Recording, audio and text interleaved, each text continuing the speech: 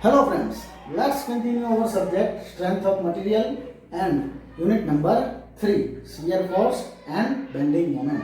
Okay, almost we have completed theories of our chapter number 3 and let us start example number 1. Draw shear force and bending moment diagram for a beam shown in figure. આકૃતિમાં દર્શાવેલ beam માટે shear force અને bending moment diagram draw કરો. Okay, હવે અહીંયા beam માટે load diagram, આ diagram જે અહીંયા દર્શાવેલો છે એ લોડ ડાયાગ્રામ તરીકે આપણે ઓળખીશું. ઓકે, સો બીમ પર લાગતા લોડ છે એ દર્શાવતો ડાયાગ્રામ એટલે કે લોડ ડાયાગ્રામ છે અહીંયા દર્શાવેલો છે. ઓકે, હવે સૌ પ્રથમ જે સિમ્પલી સપોર્ટેડ બીમ અહીંયા આપેલો છે લોડ ડાયાગ્રામ, એના માટે આપણે જે સપોર્ટ એ આગળ રિએક્શન આર એ અને સપોર્ટ બી આગળ વર્ટિકલ રિએક્શન આર બી છે એ સૌ પ્રથમ આપણે મેળવીશું. ઓકે, સો આપણે ઓલરેડી એપ્લાઇડ મિકેનિક્સમાં આ રિએક્શન ફાઇન્ડ આઉટ કરતા શીખી ગયા. ઓકે, સૌ પ્રથમ આપણે જુદી જુદી ત્રણ શરતો બીમના સમતોલન માટે ત્રણ શરતો એપ્લાય કરતા. Sigma H0, sigma V should be 0 and sigma M should be 0. એટલે કે મોમેન્ટનો બેઝિક સરવાળો શૂન્ય થવો જોઈએ, હોરિઝોન્ટલ ફોર્સિસનો બેઝિક સરવાળો શૂન્ય થવો જોઈએ અને વર્ટિકલ ફોર્સિસ જે લાગતા હોય બીમ પર એનો બેઝિક સરવાળો શૂન્ય થવો જોઈએ. સો આપણે સૌપ્રથમ આપણે બીમનો જે બીમ પર લાગતી જે મોમેન્ટ છે ફોર્સની, એ મોમેન્ટનો બેઝિક સરવાળો શૂન્ય થવો જોઈએ, સિગ્મા M = 0 એ શરત એપ્લાય કરશું. અને એ શરત બીજી રીતે આપણે આમ પણ એપ્લાય કરી શકીએ કોઈ પણ બિંદુએ મોમેન્ટ લઈને કે clockwise moment = anti clockwise moment થવી જોઈએ. ઓકે, સો સૌ પ્રથમ રિએક્શન ફાઇન્ડ આઉટ કરશું આપણે. રિએક્શન. ઓકે, હવે રિએક્શન ફાઇન્ડ આઉટ કરવા માટે આપણે taking moment at point A. Okay, taking moment at point A. Okay, sigma M should be 0. So anti-clockwise moment is equal to clockwise moment. Okay, anti-clockwise moment is equal to clockwise moment છે થવું જોઈએ. હવે એ બિંદુએ moment લઈએ તો જે બિંદુએ હંમેશા મોમેન્ટ લેવામાં આવે તે બિંદુમાંથી પસાર થતા બળ છે તેની મોમેન્ટ હંમેશા કેટલી થાય? 0 થાય. ઓકે, જે બિંદુએ મોમેન્ટ લેવામાં આવે તે બિંદુમાંથી પસાર થતા બળની મોમેન્ટ હંમેશા કેવી થાય? 0 થાય. ઓકે, અને અહીંયા તમામ ફોર્સિસ છે એ વર્ટિકલ છે, તમે જોઈ શકો છો. ઓકે, તો આપણે હવે જુદા જુદા ફોર્સિસ ધ્યાનમાં લઈએ તો ઇક્વલ ટુ જે એન્ટી ક્લોકવાઇઝ મોમેન્ટ આવે એ આપણે આ તરફ લખશું, ક્લોકવાઇઝ મોમેન્ટ આવે એ આ તરફ લખશું. તો સૌપ્રથમ આપણે RA થી દૂરમાં દૂરનું જે બળ છે ત્યાંથી RA ની નજીક આવીએ તો છેડા પર લાગતું એક રિએક્શન ફોર્સ તમે જોઈ શકો છો RB. ઓકે, અને આ RB જે રિએક્શન ફોર્સ છે એ 1 + 3 + 1 એટલે કે ટોટલ 5 મીટરના અંતરે લાગે છે RB જેટલું. અને આ એ બિંદુએ આ બળ B ની મોમેન્ટ છે કેવી થશે? એન્ટી ક્લોકવાઇઝ મોમેન્ટ થશે. ઓકે, તો એ moment RB force into distance એટલે કે RB * 5 જેટલી થશે અને એન્ટી ક્લોકવાઇઝ થશે એટલે આપણે ઇક્વલ ટુ ની લેફ્ટ સાઈડ લખશું. Okay, then next force is 20 kilonewton at a distance 1 + 3 4 meter. So moment will be clockwise moment at point A. 20 kilonewton બળની જે મોમેન્ટ છે કેવી થશે? Clockwise moment. So 20 * distance 4. Okay, તો આ મોમેન્ટ છે એ કેવી થશે? Clockwise moment. હવે અહીંયા એના બાદ આપણે જોઈએ તો D પોઈન્ટ થી C પોઈન્ટ્સ વચ્ચે એક UDL છે, યુનિફોર્મલી ડિસ્ટ્રીબ્યુટેડ લોડ. તો આ UDL છે એને અહીંયા પોઈન્ટ લોડમાં એક્ઝેક્ટ કન્વર્ટ કરવામાં આવે તો એક્ઝેક્ટ મિડલમાં લાગતો પોઈન્ટ લોડ અને કેટલો થશે? 6 × ટોટલ કેટલા સ્પાનમાં એ પથરાયેલો છે? 3. સો 6 × 3 = 18 કિલોન્યુટન. ઓકે, અહીંયા એક્ઝેક્ટ મિડ પોઈન્ટ પર આ પોઈન્ટ લોડમાં કન્વર્ટ કરી શકાય UDL. તો હવે આ 18 કિલોન્યુટન બળ છે એની પણ મોમેન્ટ લેવી પડશે. સો આ 18 કિલોન્યુટન 6 × 3 6 કિલોન્યુટન પર મીટર છે. તો ટોટલ 3 મીટરમાં પથરાયેલ છે એટલે ટોટલ પોઈન્ટ લોડ કેટલો થશે?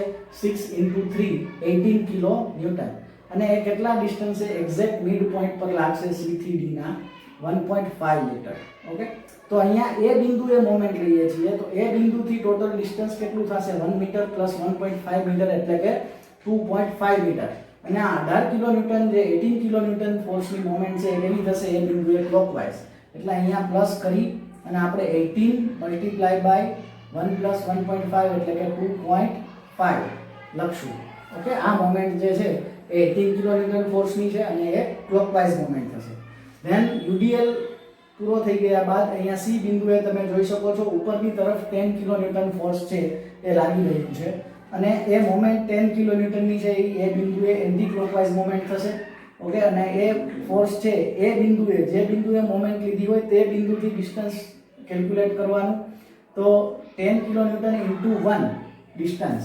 ઓકે, અને એ મોમેન્ટ એન્ટી ક્લોકવાઇઝ થતી હોવાથી ઇક્વલ ટુ ની લેફ્ટ સાઈડ લખશું 10 ઇન્ટુ 1. ઓકે, સો હવે આ ઇક્વેશનને સોલ્વ કરવાથી આપણને અહીંયા મળશે 5RB. ઓકે, 10 ઇન્ટુ 1 10 થશે ઇક્વલ ટુ ની પેલી સાઈડ જાય તો -10. 20 ઇન્ટુ 4 80 થશે. 18 ઇન્ટુ 2.5 તમે કેલ્સીમાં કરશો તો એ થશે 45. સો 80 plus 45 125 minus 10, so it will be 115. So 5RB is equal to 115. So RB you will get 23 kilonewton. Okay, reaction at point B you will get 23 kilonewton. Now moment no basic સરવાળો શું? હવે sigma H0 અને sigma V0 બે શરત બાકી છે. Okay, sigma H0 અહીંયા આપણે લગાડવાની કોઈ રિક્વાયરમેન્ટ છે જ નહીં કારણ કે હોરિઝોન્ટલ ફોર્સિસ કોઈ લાગતા જ નથી બીમ પર. સો ફક્ત હવે એક શરત બાકી રહી, sigma V should be 0. Okay, so ઉપર તરફ લાગતા બળ. ઓકે, આનો બીજો અર્થ શું કહી શકાય? ઉપર તરફ લાગતા બળ બરાબર નીચે તરફ લાગતા બળ થવા જોઈએ. સો RA ઉપર તરફ લાગતા બળ પ્લસ RB ઉપર તરફ લાગતું બળ પ્લસ 10 કિલોન્યુટન ઉપર તરફ લાગતું બળ ઇઝ ઇક્વલ ટુ 20 નીચે તરફ લાગતું બળ પ્લસ 18 નીચે તરફ લાગતું બળ. Okay, so RA is equal to શું થશે? તો કે 20 plus 18 minus 10 and minus RB, so minus 23. So reaction eight point A you will get reaction at point A is equal to 5 kilonewton. 5 kilonewton. Reaction at point A you will get 5 kilonewton. And reaction at point B you will get 23 kilonewton. Okay. So આ રીતે તમે reaction મેળવી શકો. Now shear force calculation. Okay, reaction આપણે A point અને B point આગળ find out કરી લીધા બાદ શિયર ફોર્સની કેલ્ક્યુલેશન કરીએ. તો સૌ પ્રથમ shear force at point A. Shear force at point A. Okay, હવે આપણે ડાબી તરફથી શરૂઆત કરશું. ઓકે, શિયર ફોર્સ અને બેન્ડિંગ મોમેન્ટ દોડતી વખતે ધ્યાનમાં રાખવાની બાબતો જે આપણે જોઈ ગયા, તો એમાં લાસ્ટ પોઈન્ટ એ હતો કે શિયર ફોર્સની કેલ્ક્યુલેશન બીમની લંબાઈ દરમિયાન ડાબી તરફના છેડેથી શરૂઆત કરવી અને જે ફોર્સ રસ્તામાં આવે વચ્ચે આવે એમ દરેક ફોર્સને વચ્ચે ધ્યાનમાં લેતા જવા અને દરેક અગત્યના બિંદુઓએ શિયર ફોર્સ છે મેળવતા જવા. ઓકે, તો સૌ પ્રથમ આપણે shear force at point A left side shear force લઈએ આપણે લેફ્ટ સાઈડ. તો સાઇન કન્વેન્શન મુજબ બીમથી લેફ્ટ સાઈડ છે ઉપર તરફ લાગતા બળ પોઝિટિવ લેવાના. જે સેક્શન આગળ મેળવીએ છીએ તેનાથી લેફ્ટ સાઈડ લાગતા ઉપર તરફ લાગતા ફોર્સિસ પોઝિટિવ અને નીચે તરફ લાગતા ફોર્સિસ નેગેટિવ લેવા. ઓકે, સો એ બિંદુએ આપણે શિયર ફોર્સ કેલ્ક્યુલેટ કરીએ તો એ બિંદુથી ડાબી તરફ કોઈ બળ નથી. ઓકે, અને એ બિંદુ પર 5 કિલોન્યુટનનું શિયર ફોર્સ લાગે છે ઉપર તરફ. ઓકે, તો ઉપર તરફ લાગતા અહીંયા કેવા લેશું? પ્લસ. સો પ્લસ 5 કિલોન્યુટન. બીજા કોઈ ફોર્સિસ આ તરફ છે નહીં. ઓકે, શિયર ફોર્સની કેલ્ક્યુલેશનમાં ધ્યાન રાખજો કે જે બિંદુએ તમે શિયર ફોર્સ મેળવો છો તે બિંદુ પર લાગતું ફોર્સ પણ કન્સિડર કરવાનું થશે. જ્યારે બેન્ડિંગ મોમેન્ટની કેલ્ક્યુલેશનમાં એવું નહીં થાય. બેન્ડિંગ મોમેન્ટ તમે જે બિંદુએ મેળવશો તો તે બિંદુએ લાગતા બળની મોમેન્ટ કેવી થઈ જશે? 0. પણ શિયર ફોર્સની કેલ્ક્યુલેશનમાં જે બિંદુએ તમે શિયર ફોર્સ મેળવો છો તે બિંદુએ લાગતું બળ પણ કન્સિડર કરવાનું થશે. Okay, so shear force at point એ, ડાબી તરફ કોઈ ફોર્સિસ છે નહીં અને એ બિંદુએ ઉપર તરફ એટલે પોઝિટિવ, તો ઉપર તરફ લાગતું બળ છે એ પોઝિટિવ લેશું અને પ્લસ 5 કિલો ન્યૂટન જે વેલ્યુ છે એ. Now at next point shear force at point C. Okay, next point શું છે? Shear force at point C.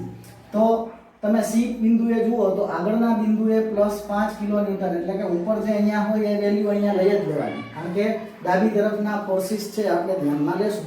સો ઉપરના બિંદુએ જે મોમેન્ટ છે એ ઓલરેડી અહીંયા લઈ લેવાની આગળના બિંદુએ મેળવતી વખતે, અને તે બિંદુએ જે બળ છે એ ઉપર તરફ છે તો પોઝિટિવ અને નીચે તરફ હોય તો નેગેટિવ, તો plus 10 kilo newton. Okay, plus 5 plus 10, so total you will get plus 15 kilo newton, plus 5 plus 10 plus 15 kilo newton. So shear force at point C will be 15 kilo newton. Okay, now shear force at point D. હવે D બિંદુ તરફ જઈએ આપણે તો already જે D બિંદુથી અગાઉ, D બિંદુ પહેલા A અને C બિંદુના જે ફોર્સિસ છે એ તો ઓલરેડી આવશે, એટલે પ્લસ 15 તો ઓલરેડી અહીંયા કન્સિડર કરવાના જ રહેશે. હવે સી બિંદુથી ડી બિંદુ તરફ જતા સૌપ્રથમ રસ્તામાં શું આવે છે? યુડીએલ. ઓકે, અને કેટલાનો છે? 18 કિલો ન્યૂટન. ઓકે, તો સૌપ્રથમ જે છે આ યુડીએલ છે એ કઈ તરફ લાગે? નીચે તરફ. તો સૌપ્રથમ માઈનસ શું થશે? 18. ઓકે, સૌપ્રથમ માઈનસ શું થશે? 18, કારણ કે નીચે તરફ લાગે, ડી બિંદુથી ડાબી તરફ નીચે તરફ એટલે માઈનસ. ઓકે, અને ત્યારબાદ ડી બિંદુએ તમે પહોંચીએ તો ત્યાં ફરીથી 20 કિલો ન્યૂટન જે છે એ નીચે તરફ પોઈન્ટ લોડ લાગે છે, એટલે total 15 minus 18 minus 20, so you will get 23 kilo newton. Okay, shear force at point D you will get -23 kilo newton. And now at the last point, shear force at point B, shear force at point B. Okay, હવે last point ઉપર જ્યારે તમે shear ફોર્સની calculation કરો તો જો D બિંદુથી, okay, છેલ્લેથી અગાઉના બિંદુથી છેલ્લા પોઈન્ટ સુધીમાં વચ્ચે જો કોઈ લોડ ના હોય, તો જે વેલ્યુ તમને અગાઉના બિંદુએ મળેલી છે તે વેલ્યુ એઝ ઇટ ઇઝ એ તમારી બી બિંદુએ, લાસ્ટ બિંદુએ શિયર ફોર્સ થશે. ઓકે, ડી બિંદુથી બી બિંદુ સુધી વચ્ચે કોઈ પણ જાતનો લોડ ના હોય તો ડી થી બી વચ્ચે તમે અહીંયા જોઈ શકો છો યુટીએલ છે નહીં, પોઈન્ટ લોડ વચ્ચે છે નહીં, તો વચ્ચેના ભાગમાં કોઈ ન હોય તો લાસ્ટ બિંદુએ જે અગાઉના બિંદુએ મોમેન્ટ મળેલી છે એની એ રાખી દેવાની. ઓકે, અને છેલ્લે ચેક આ કરી લેવું કે તમારો જે અહીંયા આન્સર આવે છે એ તમારું આરબી ની વેલ્યુ જેટલું હશે અને ઓપોઝિટ સાઇન હશે. ઓકે, અહીંયા +23 કિલો ન્યૂટન રિએક્શન છે તો તમારો answer shear force at point D હંમેશા નેગેટિવ રિએક્શન જેટલો હોવો જોઈએ, એટલે કે -23 કિલો ન્યૂટન હોવો જોઈએ. તો આ આપણને જુદા જુદા અગત્યના બિંદુઓએ શિયર ફોર્સની વેલ્યુ મળી ગઈ. હવે શિયર ફોર્સ ડાયાગ્રામ કઈ રીતે ડ્રો કરવો? તો સૌપ્રથમ આપણે એક શું લેશું? Base line. આ જે અહીંયા દર્શાવેલી છે એ શું છે? Base line.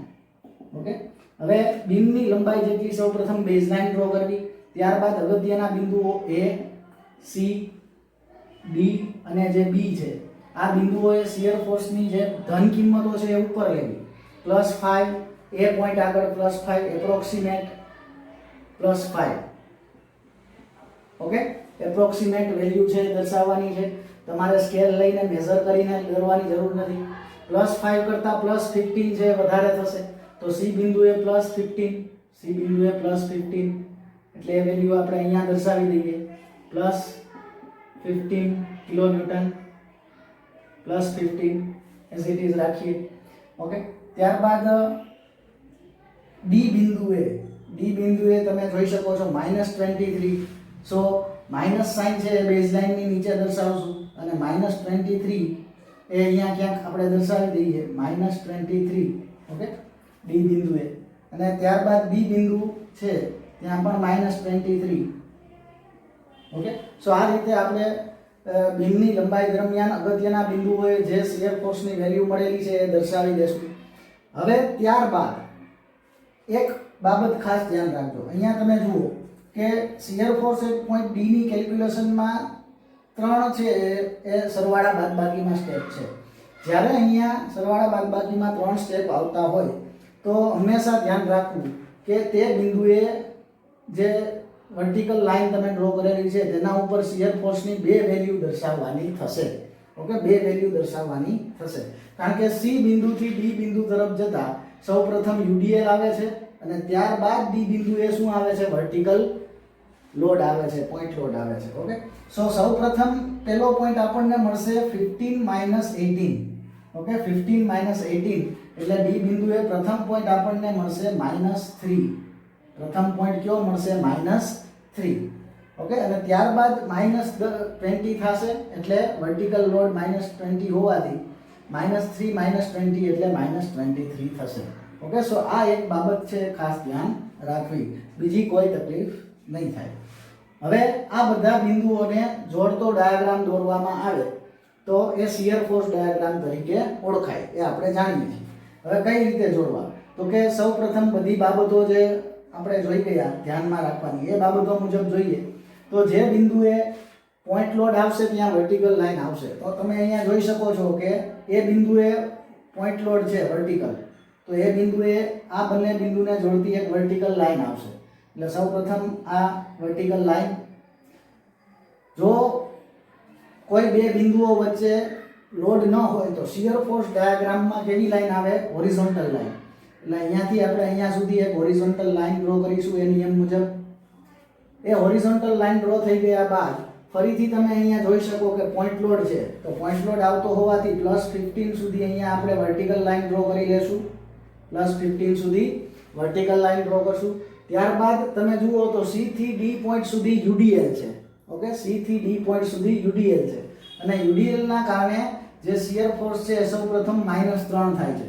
તો જે બીમની લંબાઈ દરમિયાન જે ભાગમાં યુનિફોર્મલી ડિસ્ટ્રીબ્યુટેડ લોડ હોય તો એ ભાગમાં શું આવશે? ત્રાસી સીધી રેખા. ઓકે, તો આ +15 નો પોઈન્ટ અને -3 પોઈન્ટ છે એને આપણે ત્રાસી સીધી રેખા વડે જોઈન્ટ કરી દેશું. ત્રાસી સીધી રેખા વડે જોઈન્ટ કરી દેશું. ત્યારબાદ ડી બિંદુએ પોઈન્ટ લોડ છે તો -3 થી -23 છે ત્યાં આપણે વર્ટિકલ લાઈન વડે આ રીતે જોઈન્ટ કરી દેશું. કારણ કે પોઈન્ટ લોડ આવે ત્યારે શિયર ફોર્સ ડાયાગ્રામમાં વર્ટિકલ લાઈન આવશે.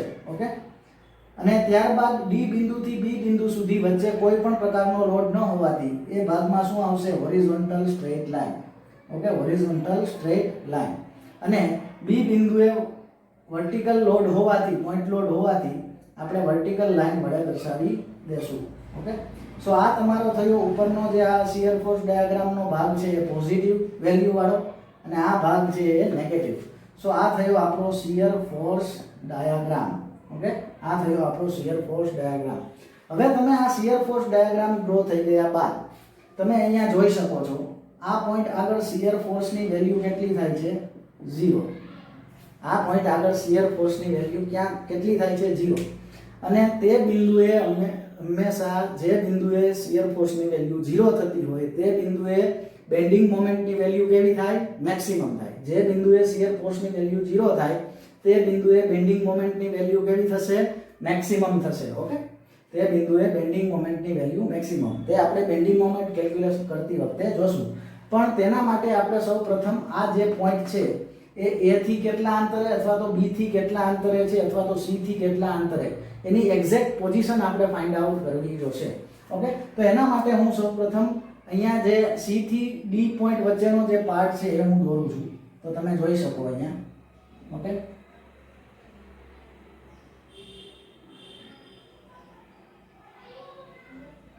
ઓકે, સો આ વેલ્યુ છે કેટલી છે? 15. અને આ વેલ્યુ કેટલી છે? 15. આ વેલ્યુ કેટલી છે? 3. ઓકે, હવે આપણે કોઈ એક તરફથી અંતર છે એ એઝ્યુમ કરી લઈએ કે આ તરફથી જે આ બિંદુનું જે અંતર છે એ x છે. ઓકે, આ અંતર કેટલું છે? અહીંયાથી અહીંયા સુધીનું અંતર x છે. હવે આ ટોટલ ડિસ્ટન્સ કેટલું છે? 3. તો જે આ પોઈન્ટને આપણે E નામ આપી દઈએ. તો C થી E નું અંતર જો x હોય તો C થી D ટોટલ 3 છે. C થી D કેટલું છે? 3. તો ED જે અંતર છે અહીંયાથી અહીંયા સુધીનું, આ ED અંતર છે એ કેટલું થશે? તો કે 3 - x. ઓકે, આ ED જે અંતર છે એ કેટલું થશે? 3 - x. હવે આના માટે આપણે આવું લખી શકીએ કે x/15 ઓકે x/15 મેથ્સના રૂલ પ્રમાણે x/15 is equal to 3 - x/3 x/15 is equal to 3 - x/3 હવે આના ઉપરથી આપણે ક્રોસ પ્રોડક્ટ કરી નાખીએ તો 3 અહીંયા x સાથે મલ્ટીપ્લાય થશે 15 અહીંયા 3 સાથે મલ્ટીપ્લાય થાય 45 15 x સાથે મલ્ટીપ્લાય થાય -15x so 3x plus 15x is equal to 45 so 18x is equal to 45 so you will get x is equal to 45 divided by 18 45 divided by 18 જો કેલ્સીમાં કરવામાં આવે તો એ કેટલું થશે 2.5 મીટર ઓકે સો આ જે ડિસ્ટન્સ છે અહીંયાથી અહીંયા સુધીનું આ કેટલું થશે 2.5 મીટર ઓકે તો અને આ ડિસ્ટન્સ છે જે અહીંયા એ કેટલું થશે 0.5 મીટર કારણ કે ટોટલ કેટલું છે એ આ ડિસ્ટન્સ કેટલું છે 3 - 2.5 એટલે કે 0.5 મીટર ઓકે સો હવે આપણે જોઈશું bending moment calculation now bending moment calculation okay shear force calculation કરી આપણે શિયર ફોર્સ ડાયાગ્રામ ડ્રો કરી ગયા શિયર ફોર્સ જે બિંદુએ 0 થાય છે એ પોઈન્ટ કેટલા અંતરે છે એ આપણે મેળવી ગયા ત્યારબાદનું step bending moment diagram draw કરવા માટે બેન્ડિંગ મોમેન્ટની વેલ્યુ અગત્યના બિંદુઓએ મેળવીશું તો સિમ્પલી સપોર્ટેડ બીમ માટે ઓકે શિયર ફોર્સ અને બેન્ડિંગ મોમેન્ટ ડાયાગ્રામ દોરતી વખતે ધ્યાનમાં રાખવાની બાબતોમાં એક પોઈન્ટ એવો હતો કે સિમ્પલી સપોર્ટેડ બીમના બંને છેડે અને કેન્ટિલીવર બીમ અને ઓવરહેંગિંગ બીમના મુક્ત છેડે હંમેશા બેન્ડિંગ મોમેન્ટ 0 હોય ઓકે તો અહીંયા સિમ્પલી સપોર્ટેડ બીમ હોવાથી bending moment at point A અને bending moment at point B જે બંને છેડાઓ છે સિમ્પલી સપોર્ટેડ બીમના ત્યાં બેન્ડિંગ મોમેન્ટની વેલ્યુ કેટલી થશે 0 ઓકે સો હવે ઈઝી થઈ ગયું બાકીના બે બિંદુઓ C અને D અગત્યના જે બિંદુઓ છે એ બે બિંદુએ મોમેન્ટ મેળવવાની રહી તો હવે C બિંદુએ આપણે બેન્ડિંગ મોમેન્ટ કઈ તરફથી મેળવશું લેફ્ટ સાઈડ કે right side okay shear force અને બેન્ડિંગ મોમેન્ટની આપણે વ્યાખ્યા જોઈ ગયા કે બીમના જે સેક્શન આગળ ઓકે ડાબી તરફ લાગતા બળની મોમેન્ટનો બેઝિક સરવાળો અથવા તો જમણી તરફ લાગતા બળની મોમેન્ટનો બેઝિક સરવાળો તે સેક્શન આગળની બેન્ડિંગ મોમેન્ટ દર્શાવે છે તો ડાબી તરફના બળ પણ લઈ શકાય અને જમણી તરફના લેફ્ટ સાઈડના અને રાઈટ સાઈડના બંને લઈ શકાય હવે કઈ તરફના લેવા તો કે જે તરફ ઓછા ફોર્સિસ લાગતા હોય એ તરફના બળ લેવાય તો અહીંયા આપણે C બિંદુએ જોઈએ તો લેફ્ટ હેન્ડ સાઈડ છે એ ઓછા ફોર્સિસ છે તો left hand side bending moment at point C left hand side bending moment at point C હવે C બિંદુએ આપણે left hand side bending moment લઈએ હવે બેન્ડિંગ મોમેન્ટમાં કેવું થશે તો કે જે બિંદુએ તમે બેન્ડિંગ મોમેન્ટ મેળવો છો તે બિંદુમાંથી પસાર થતા બળની મોમેન્ટ કેવી થાય 0 થાય ઓકે તો હવે એક જ ફોર્સ વધે ડાબી તરફ તમે જુઓ તો એક જ ફોર્સ વધે છે 5 કિલો ન્યૂટન અને સેક્શનની ડાબી બાજુ અહીંયા તમે સિમ્બોલમાં જોશો તો સેક્શનની ડાબી બાજુ ક્લોકવાઇઝ મોમેન્ટ કેવી થાય પ્લસ એન્ટી ક્લોકવાઇઝ માઈનસ તો સેક્શનની ડાબી બાજુએ જે 5 કિલો ન્યૂટન ફોર્સ છે એની મોમેન્ટ C બિંદુએ કેવી થશે ક્લોકવાઇઝ એટલે કેવી આવશે પ્લસ હવે એની વેલ્યુ કેટલી થશે 5 kilo newton multiply by distance C બિંદુથી કેટલું છે 1 so plus 5 into 1 is equal to 5 kilo newton into metre આ તમારી C બિંદુએ બેન્ડિંગ મોમેન્ટ થશે નાઉ D બિંદુએ બેન્ડિંગ મોમેન્ટ આપણે જોઈએ તો D બિંદુએથી ડાબી તરફ છે ઘણા બધા ફોર્સિસ છે UDL છે પોઈન્ટ લોડ 2 છે અને રાઈટ સાઈડ આપણે જોઈએ તો એક જ ફોર્સ છે RB ઓકે તો D બિંદુએ બેન્ડિંગ મોમેન્ટ આપણે રાઈટ હેન્ડ સાઈડ લેશું right hand side bending moment at point D okay તો જે બિંદુએ બેન્ડિંગ મોમેન્ટ મેળવતા હોઈએ તે બિંદુમાંથી પસાર થતા બળ 20 કિલો ન્યૂટનની મોમેન્ટ 0 થઈ જશે તો જમણી તરફ એક જ ફોર્સ વધે છે 23 કિલો ન્યૂટન ઉપર તરફ ઓકે હવે સેક્શનની રાઈટ સાઈડ મોમેન્ટ લઈએ એમાં એન્ટી ક્લોકવાઇઝ પ્લસ અને ક્લોકવાઇઝ માઈનસ સિમ્બોલ પ્રમાણે તમે જોઈ શકો છો એન્ટી ક્લોકવાઇઝ પ્લસ અને ક્લોકવાઇઝ માઈનસ તો 23 કિલો ન્યૂટન જે ફોર્સ છે 23 કિલો ન્યૂટન ઓકે એ મોમેન્ટ એની D બિંદુએ કેવી થશે D બિંદુએ તેની મોમેન્ટ એન્ટી ક્લોકવાઇઝ થશે સો એન્ટી ક્લોકવાઇઝ પ્લસ આવશે એટલે +23 ઇન્ટુ ડિસ્ટન્સ કેટલું છે ડી બિંદુથી ફોર્સનું 1, so +23 into 1 is 23 kilonewton into metre. Okay, bending મોમેન્ટનો એકમ કિલોન્યુટન ઇન્ટુ મીટર. હવે અગત્યના બિંદુઓ A B આગળ બેન્ડિંગ મોમેન્ટ 0, C બિંદુ આગળ મળી ગઈ, D બિંદુ આગળ મેળવી ગયા. હવે શિયર ફોર્સ ડાયાગ્રામ દોરતી વખતે આપણને શિયર ફોર્સની વેલ્યુ એક બિંદુએ 0 મળેલી. તો શિયર ફોર્સની વેલ્યુ જ્યારે 0 હોય જે બિંદુએ, ત્યાં બેન્ડિંગ મોમેન્ટની વેલ્યુ મેક્સિમમ થાય. સો આપણે અહીંયા મેક્સિમમ બેન્ડિંગ મોમેન્ટ વેલ્યુની વેલ્યુ કેટલી થાય છે એ પણ મેળવીશું. ઓકે, સો બેન્ડિંગ મોમેન્ટ આપણે ઈ બિંદુએ મેળવવા માટે ઈ બિંદુ છે એની પણ આપણે અહીંયા પ્રોજેક્ટ એક લાઈન છે ખેંચી લેશું. હવે આ ઈ બિંદુની જે લાઈન છે, અહીંયા ઈ બિંદુ છે, તો ઈ બિંદુ છે એનાથી આ તરફ 1 2 અને UDL, અને ઈ તરફ ઈ બિંદુથી આ તરફ પણ 1 UDL 1 and 2. સો બંને બાજુએ 3 ફોર્સિસ આવશે. ઓકે, બંને બાજુએ 3 ફોર્સિસ આવશે. સો ઈ બિંદુએ બેન્ડિંગ મોમેન્ટની કેલ્ક્યુલેશન કરવામાં તમે કોઈ પણ બાજુએ લઈ શકશો અહીંયા.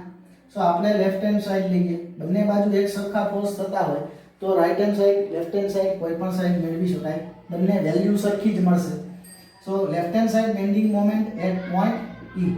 હવે લેફ્ટ હેન્ડ સાઈડ લઈએ એટલે ક્લોકવાઇઝ પ્લસ અને anti clockwise minus. Okay, so સૌપ્રથમ આપણે દૂરનું બળ જે છે એ ધ્યાનમાં લઈએ. તો R એ 5 કિલોન્યુટન છે, એની મોમેન્ટ કેવી થશે ક્લોકવાઇઝ, તો +5 ઇન્ટુ ડિસ્ટન્સ કેટલું થશે 1 પ્લસ જે આ ડિસ્ટન્સ છે કેટલું છે 2.5, ખાસ ધ્યાન રાખજો 2.5 મીટર.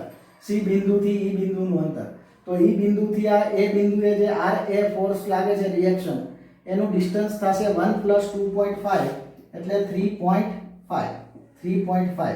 ઓકે, +5 ઇન્ટુ 3.5 એ R એ બિંદુની ઈ બિંદુએ મોમેન્ટ થશે. ત્યારબાદ છે 10 કિલોન્યુટન, અને એની આ 10 કિલોન્યુટન બળ ઉપર તરફ લાગે છે એટલે ઈ બિંદુએ તેની મોમેન્ટ કેવી થશે ક્લોકવાઇઝ થશે. ઓકે, સો એ કેવી આવશે +10 મલ્ટીપ્લાય બાય સી બિંદુથી ઈ બિંદુનું અંતર જે છે એ 2.5. હવે ખાસ ધ્યાન રાખવાની બાબત, ઓકે, ઈ બિંદુથી આ તરફનો ભાગ જોવાનો છે, ઈ બિંદુથી આ તરફ. તો ઈ બિંદુથી આ તરફ જે આપણે જોઈએ તો 6 કિલોન્યુટન પર મીટરનો UDL છે 2.5 મીટરના. આ તરફનો ભાગ આપણે ધ્યાનમાં લેવાનો નથી. 0.5 મીટરમાં જે અહીંયા UDL છે ધ્યાનમાં લેવાનું આવશે નહીં. ઓકે, 2.5 મીટરમાં જે UDL છે આપણે કન્સિડર કરવો પડશે. અને 2.5 મીટરની એક્ઝેક્ટ વચ્ચે અહીંયા 2.5 ની એક્ઝેક્ટ વચ્ચે અહીંયા એ પોઈન્ટ લોડમાં કન્વર્ટ થશે, અને એ પોઈન્ટ લોડ કેટલો થશે 6 × 2.5. ઓકે, 6 × 2.5. અને એ બિંદુએ એ પોઈન્ટ લોડ જે UDL છે એને પોઈન્ટ લોડમાં કન્વર્ટ કરતા તેની બેન્ડિંગ મોમેન્ટ કેવી થશે એન્ટી ક્લોકવાઇઝ. તો એ કેવું આવશે માઈનસ. હવે 6 × 2.5 કરવાથી સૌપ્રથમ એ શું થયું કન્વર્ટ પોઈન્ટ લોડમાં કન્વર્ટ થાય છે. 6 × 2.5 કરવાથી એ 6 કિલોન્યુટન પર મીટર છે એ 2.5 મીટરમાં છે એટલે 6 × 2.5 કરવાથી એ કિલોન્યુટનમાં કન્વર્ટ થશે. હવે એ ઈ બિંદુથી કેટલા અંતરે લાગે તો કે 2.5 કરતા અડધા અંતરે, 2.5 કરતા અડધા અંતરે. જે આ અંતર છે એ કેટલું થશે 2.5/2.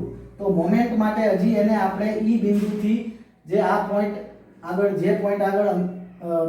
UDL લાગે છે એટલે કે UDL ને પોઈન્ટ લોડમાં કન્વર્ટ કરતા જે પોઈન્ટ લોડ લાગે છે તેનું અંતર ઈ બિંદુથી કેટલું છે 2.5/2 એટલે કે 1.25 પણ ડાયરેક્ટલી લખી શકાય. હવે આ કેલ્ક્યુલેશન પ્લસ અને આ માઈનસ કેલ્ક્યુલેશન LC માં કરવાથી તમને ઈ બિંદુ આગળ જે બેન્ડિંગ મોમેન્ટ મળશે એ મળશે 23 + 23.75 કિલોન્યુટન ઇન્ટુ મીટર. ઓકે, આ સ્ટેપ છે ખાસ વારંવાર જોજો અને સમજજો. ઓકે, હવે જુદા જુદા A B C D અને E બિંદુએ આપણને દરેક બિંદુએ વેલ્યુ છે પોઝિટિવ જ મળેલી છે. અને બેન્ડિંગ મોમેન્ટ ડાયાગ્રામ આપણે ડ્રો કરીએ, બેન્ડિંગ મોમેન્ટ ડાયાગ્રામ જો આપણે ડ્રો કરીએ તો બેન્ડિંગ મોમેન્ટ ડાયાગ્રામમાં બેઝલાઇન સૌપ્રથમ ડ્રો કરવામાં આવે. બેઝલાઇન ડ્રો થઈ ગયા બાદ અગત્યના બિંદુઓ A C E D અને B આ જુદા જુદા બિંદુઓએ A અને D, B બિંદુએ બેન્ડિંગ મોમેન્ટ કેવી 0, C બિંદુએ બેન્ડિંગ મોમેન્ટ કેટલી છે +5, C બિંદુએ બેન્ડિંગ મોમેન્ટ કેટલી છે +5, E બિંદુએ બેન્ડિંગ મોમેન્ટ મેક્સિમમ થશે 23.75. ઓકે, E બિંદુએ બેન્ડિંગ મોમેન્ટ મેક્સિમમ અહીંયા 5, અહીંયા 23.75. ઓકે, ત્યારબાદ D બિંદુએ બેન્ડિંગ મોમેન્ટ કેટલી હતી 23, D બિંદુએ બેન્ડિંગ મોમેન્ટ 23. ઓકે, અને B બિંદુએ બેન્ડિંગ મોમેન્ટ 0. હવે આ બધા બિંદુઓને જોડતો ડાયાગ્રામ દોરીએ એટલે બેન્ડિંગ મોમેન્ટ ડાયાગ્રામ થઈ જાય. પણ ધ્યાન રાખીને ખાસ ડ્રો કરવો. A થી C બિંદુ વચ્ચે કાંઈ નથી, તમે જોઈ શકો છો.